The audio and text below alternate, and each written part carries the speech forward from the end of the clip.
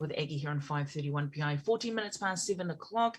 And well, the people of Tonga, they've taken to the polls yesterday to elect 17 people's representatives who will join the 26-member Tonga Legislative Assembly.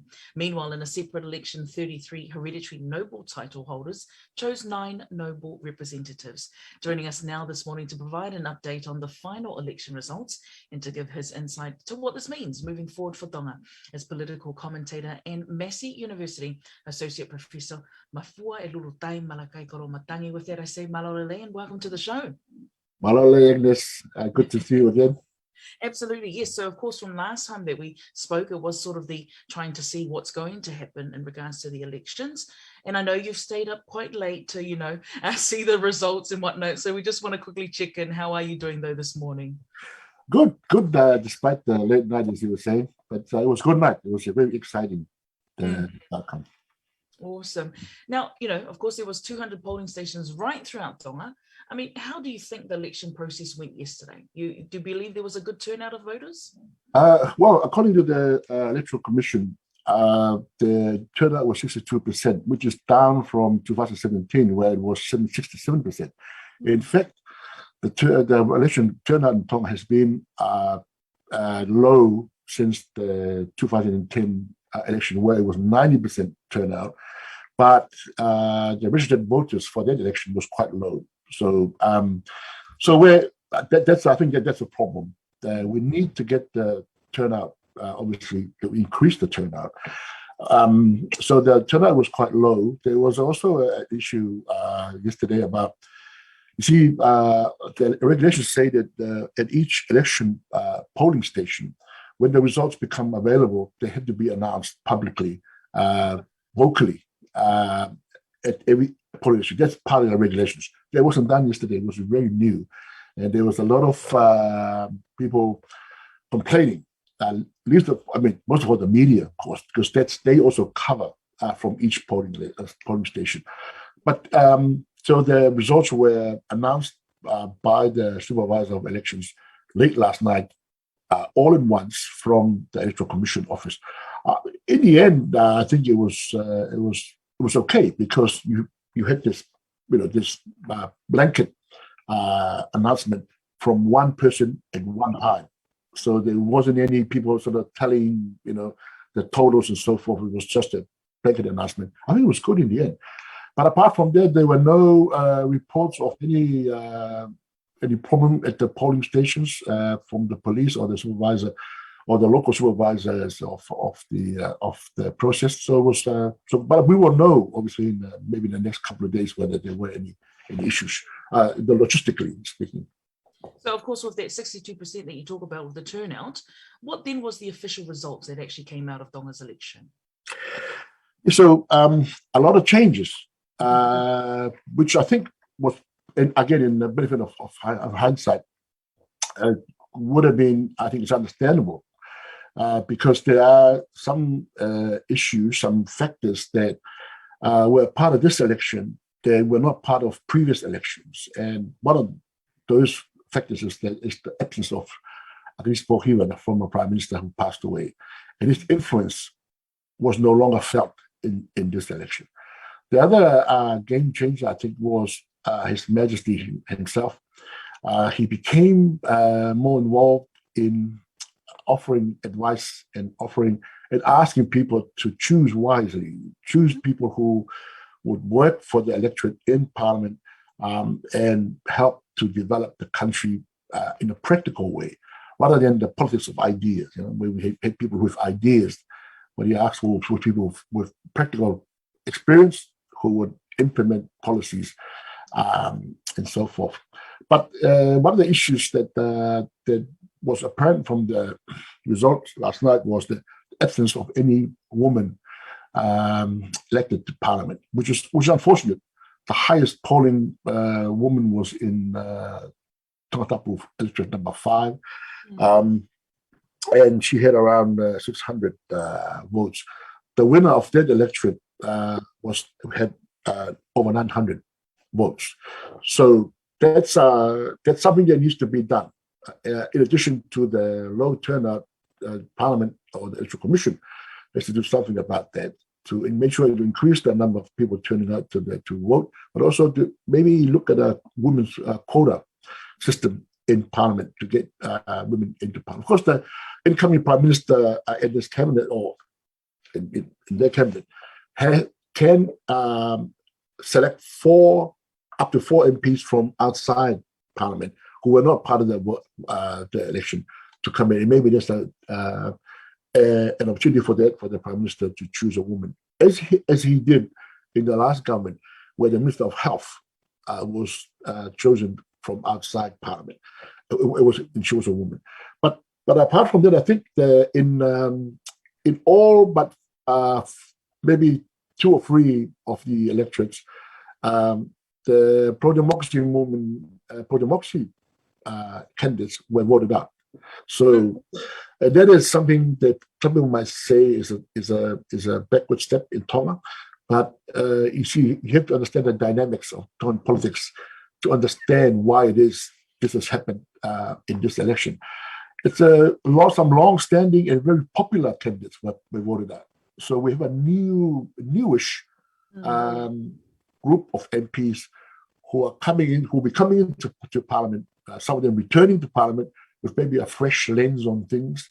And there are some very exciting up-and-coming youthful, I can put it that way, MPs who might be looking for longer careers as either cabinet ministers or maybe potential prime ministers in the future. So it's good to the succession plan has to be now. That hasn't happened before in the Tongan Parliament, but it's something that needs to be done if we want to have good leaders for the future. But it's very exciting. It's in my experience, and I've been following these elections for the last 30 years. Wow. And this is an election that truly is apart from the 2010 election, which was the first election under the new system. This was, I think, this election, and this is the 4th election under the reform process. And I think we're just seeing people settling into the new freedoms, to the idea of more democracy, and perhaps this is the electorate's response is to elect this group of MPs to do the work in the next 4 years. Thank you for that. If you're tuning in, we're catching up with Massey University Associate Professor Mafua, lulutai, Malakai Koloamatangi. I do want to ask, just take it a little bit back, because you spoke a little bit about the women, right? Are we in a day and age of being a little bit more progressive in that arena to try and invite more of the women in Tonga to be part of Parliament? Because now that those representatives have been elected, where to then from here? I would like to think so. I would like to think that the electorate is more progressive than, say, 10 years ago, when the idea of having more women in Parliament, particularly this idea around maybe a quota system, was rejected by women themselves for the most part. I think that because of the work by Parliament, for example, they have a women's Parliament, like a training for women to be members of Parliament. That's good. I think it'll raise the awareness, but also there needs to be a civic education campaign, I think, to ensure that women are mobilized and to think progressively about other women being candidates for Parliament and maybe as Prime Minister. I think that let's just come a long way to do that. To start that process, but I don't think it has obviously reached the area where they should land, because obviously there are no women related to Parliament in this election. 2 parts to this question, though, Malakai. I talk about the fact that when do you think the government will take over, and once they do take over, what are maybe the specific issues that this government really needs to tackle? Sure, that's an interesting question, because obviously one of the functions of main functions of an election is to choose a government, not only MPs but choose a government. So after each election, there needs to be a government that's chosen, and that's easier said than done, as we know in some places. But the Tongan procedure is that it usually takes a little while for the talking, for the parties to try and, because there are no official formal parties in Tonga. So the independents have traditionally held the balance of power. So what people do is to try and talk to the other MPs and see who can form a majority, and then that majority it then goes to Parliament, and they choose obviously a leader, a prime minister, and the prime minister is approved and assented to by His Majesty, and then here's a list of cabinet ministers that would also need to be approved or assented to by His Majesty. I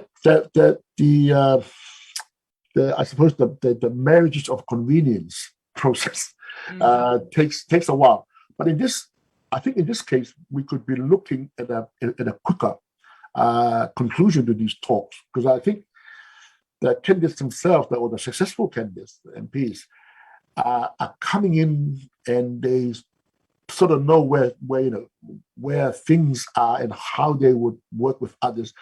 And particularly this time, there's not a great number of pro-democracy movement MPs. So there isn't that complicating factor, if you like. So people coming in fresh, they'll obviously, I think, already talked with others already in this morning. And so I'm expecting that process to take maybe a couple of weeks at most. And then I think we will have a government before this side of Christmas, hopefully. I think it's quite clear. I mean, the procedure for that in the Constitution is quite clear-cut. There are no areas where things could last longer than a month. It's not. The Constitution is quite clear, and the process is quite clear. It's been established. And as long as the candidates themselves sort themselves out, we will have a government before Christmas. Okay, well, yeah, we look forward to that. And finally, as we wrap up, though, Malakai, I would like to ask this question: with that low voter turnout, right, and for someone like yourself who has covered these elections for the last 30 years, do you then think moving forward that maybe the Tongan diaspora should be included in future elections to increase that voter turnout? That's a very good question, and one that I've been asking all these years. And we've had lukewarm reaction from previous governments. I think everyone agrees that there should be a way for the diaspora, for the communities overseas, to be a part of the election. The only problem is, I think, it's logistics. Is that, of course, according to the law, you can vote in the Tonga election if you live overseas, but you got to be living in Tonga for 3 months at least before you can vote. But we're wondering, of course, what I've been saying is that there should be a way for people to vote from New Zealand, from Australia, from the US, and so on and so forth. I think I think if, say, Australia, New Zealand, or another country could help Tonga to establish that, then I think logistically we could take care of that, and then allow the diaspora to vote. Remember, there's only 100,000 people living in Tonga, and the registered voters for this year was around 60,000 people. That's not a lot of people. The majority of Tongans now live overseas, and so you are right. We should be looking at a way to include the diasporic vote in the Tongan elections. Nice. Malakai, look, I wish we had more time so we could just flesh this out a little bit more, but thank you so much for just giving us a bit of an insight into the Tongan election. So appreciate your wisdom and your time this morning. Malo. That, of course, is Massey University